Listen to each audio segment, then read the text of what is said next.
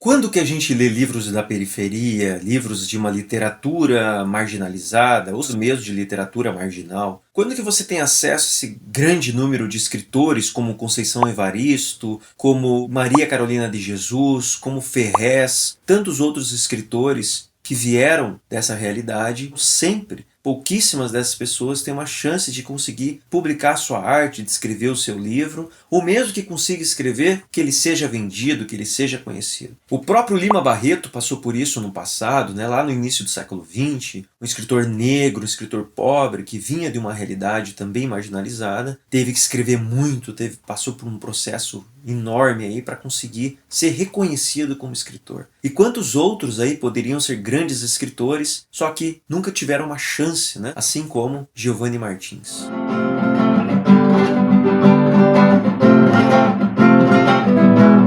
Eu para entender que eu podia escrever e publicar e tal, e saber que eu posso servir de referência para uma galera que está chegando agora e poder encontrar alguma voz, eu acho muito massa. Assim.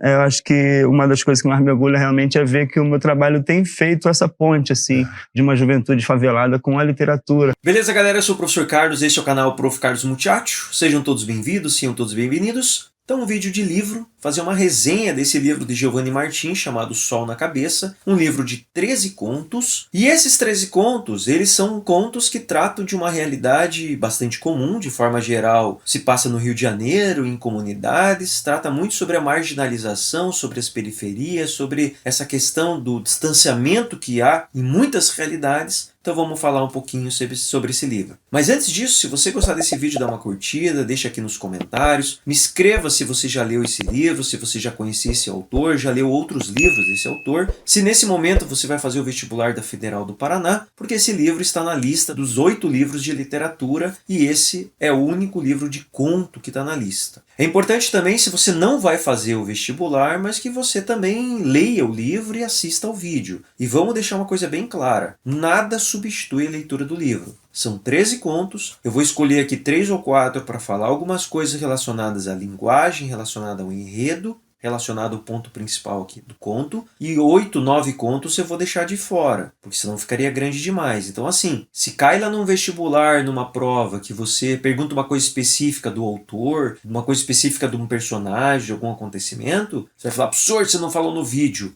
Mas não tem como falar tudo. O vídeo é para você ajudar, para poder complementar a leitura, beleza? E você que não vai fazer vestibular, assista também, leia o livro também, porque é um livro maravilhoso. Hoje, vozes diversas surgem no cenário literário nacional para contar suas próprias experiências e ficcionalizar o Brasil que vem. Uma dessas vozes veio de favelas e bairros muito famosos do Rio de Janeiro.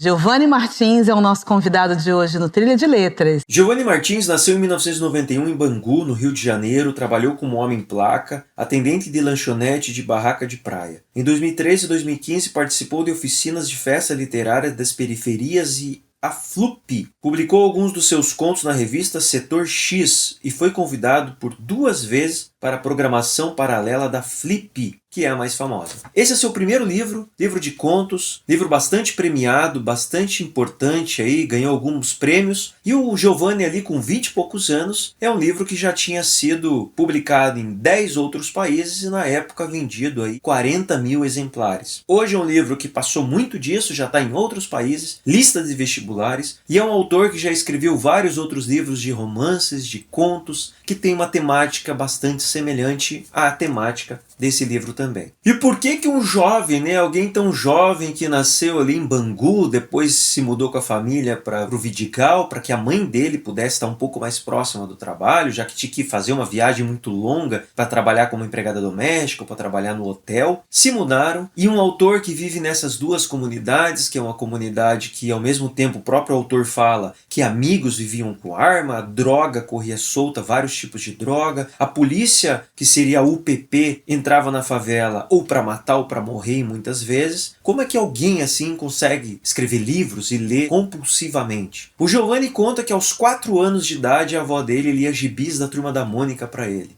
Ele adorava, aquilo agradava a ele muito. Ele, muito jovem, começou a ler bastante, lia Machado de Assis, Jorge Amado, Carlos Drummond de Andrade, mas também outros clássicos e também muita literatura marginal, muita literatura que eram de pessoas que viviam numa realidade muito parecida com a dele, né? Assim como muitos outros autores e autoras. Mas o Giovanni, ele diz que ele não gostava da escola. Ele tinha talvez uma facilidade muito grande de aprender e ele tinha uma letra muito feia, e ele conta que uma professora até ridicularizou ele na época, dizendo que a letra dele era muito feia, que ele não sabia escrever. E aí aquilo incomodou ele, às vezes até ele olhava para a professora e falava: professora, você está escrevendo direito ali? Ele era um pouco ousado nessa situação. O Giovanni, ele não terminou a oitava série, e mesmo assim ele lia compulsivamente desde criança e começou a gostar de escrever. Ele conta que um momento ele chegou para a mãe dele, numa das entrevistas que ele fez aí nos últimos anos, ele conta que a mãe dele, ele chegou para a mãe dele e falou assim: mãe, ele tinha 23 anos já, eu vou começar a escrever um livro, tô com vontade de escrever um livro. A mãe dele, com medo um pouco, meio ressabiada, falou: tá bom, filho, então vai lá, então escreva. Ah, mãe, mas eu não vou poder trabalhar, porque eu preciso ler bastante, escrever bastante. Ah, tudo bem, Giovanni, então tá bom, beleza. A mãe dele conta que, ao mesmo tempo que ela ficou um pouco com medo, ela sabia da determinação do filho, que quando ele queria uma coisa, ele ia atrás. E esse foi o primeiro livro dele, tão premiado no Brasil e afora. Então agora eu vou falar de alguns contos, né? Falar um pouquinho sobre a linguagem, sobre o roteiro, e lembrando que muitos vão ficar de fora. Então vamos lá. Primeiro conto é o rolezinho, ou rolezinho. Lembrando que é uma palavra que se tornou famosa alguns anos atrás, porque São Paulo e algumas outras cidades, inclusive aqui em Curitiba, jovens ali ouvindo funk e algumas outras músicas que são músicas comuns de várias regiões aí, muitas vezes marginalizadas por parte da sociedade. Grupos iam em shoppings, em algumas outras regiões, dar o seu rolezinho, o seu rolezinho, mas eram impedidas, né? Porque teve um movimento específico lá em São Paulo, acabou que generalizou. Muitos shoppings impediam que esses grupos entrassem. Então, se a pessoa estava vestida ali de uma forma que parecia ser desse grupo, o segurança do shopping não deixava elas entrar no shopping. Isso é extremamente violento, né? Como é que você vai impedir uma pessoa de entrar no espaço público? E esse é o conto do Giovanni, onde tem mais palavras diferentes, gírias, até mesmo neologismos. Então é um conto que chama atenção pela linguagem, muitos palavrões, fala muito de droga, assim como Chico Buarque escreve aqui na parte de trás do livro: fiquei chapado, porque praticamente todos os contos falam de droga. Ali fala de bebida e maconha em todos, e alguns falam de crack e outras drogas tão pesadas quanto o crack. E o rolezinho é interessante a própria palavra, né? O próprio conto, ele já traz aqui no início a palavra rolezinho. Pelo menos aqui onde eu moro a gente fala: vou dar um rolê, com circunflexo. No Rio de Janeiro, em outros lugares, falam rolé, com acento agudo. Qual está certo? Os dois, porque isso se trata de variação linguística. Além disso, a gente fala rolezinho, e aqui ele fala do rolezinho. Tem um dos personagens do conto que se chama Vitinho, mas ele chama de Vitim. Então essa questão de você conseguir trazer para a escrita a oralidade. Melado é sangue. Caxanga é casa. Chá de memé você tá meio de frescura. Chá de burro é maconha ruim. Maçarico tá ligado. É o sol, muito quente, né? Quando eu tô dando entrevista, eu ligo o botão de falar o idioma do apresentador. Na Zona Norte se fala de um jeito, na Zona Oeste se fala de outro, na Zona Sul se fala de outro, na favela de tal facção se fala de um jeito, na da outra facção se fala do outro e tal. São outras gírias, são outros modos de falar, outras construções de frase. O autor, ele mescla em todos os contos o formal, mais próximo à ortografia da língua portuguesa, e mistura muito com a oralidade, de maneira primorosa, mais maestra. É muito difícil alguém conseguir fazer isso. Poucos autores eu conheço que conseguem passar a oralidade, as gírias, a oralidade, a quebra ali na comunicação que a gente faz na hora que a gente está conversando com alguém, de uma maneira genial que fica clara e flui perfeitamente. Acordei, estava ligado o maçarico, sem neurose, não era nem 9 da manhã e a minha caxanga parecia que estava derretendo. Não dava nem para ver as infiltrações da sala, estava tudo seco. Só ficou a mancha, a santa pistola, o dinossauro. Já estava dado que o dia ia ser daqueles que tu anda na rua e vê o céu todo embaçado. Tudo se mexendo que nem alucinação. Para tu ter uma ideia, até o vento que vinha do ventilador era quente, que nem o bafo do capeta. Então esse conto do rolezinho são jovens, grupos de jovens que estão dando um rolezinho pela cidade, pela comunidade, e mostra a precariedade das regiões. Ou eles saem para se encontrar, para falar bobagem, para um xingar o outro, para fazer alguma brincadeira, ou para até fumar maconha ou procurar alguma droga. E ao mesmo tempo eles são bastante ostentados pela polícia, né? que tem uma perseguição muito forte ali, e também essa questão do preconceito da comunidade, se eles saem da favela e chegam próximo à sociedade, ali, uma vida um pouco de classe média, ele já sente esse choque cultural e mostra esse contraste com relação a tudo, né, que há entre a comunidade, a favela e ali as regiões mais ricas, mais nobres, ou então onde tudo está misturado. E a própria palavra caxanga que ele fala no começo, que no dicionário você encontra 4 significados, eu tive que pesquisar, mas aqui está relativo à casa dele, né? Onde ele fala que está tudo muito quente, imagina no Rio de Janeiro, naquele calor, e ele fala que vem um vento quente até mesmo do ventilador. Os personagens estão muito no centro das suas ações. Eu gosto de falar que é um livro contra essa ideia de que a periferia tem que estar sempre ligada à favela, né? Então são histórias que a maioria se passam nas favelas, mas ali não como um universo periférico, mas como um universo, o centro daquelas pessoas. Como protagonista. Né? O próximo conto que eu quero dar um destaque é o Espiral. O Espiral, eu li esse livro 2 vezes. A primeira vez que eu li, o que mais me chamou a atenção na primeira leitura foi o Espiral, pelo choque que me deu de realidade que eu já vivi e acredito que todo mundo já viveu em alguma situação de um lado ou de outro.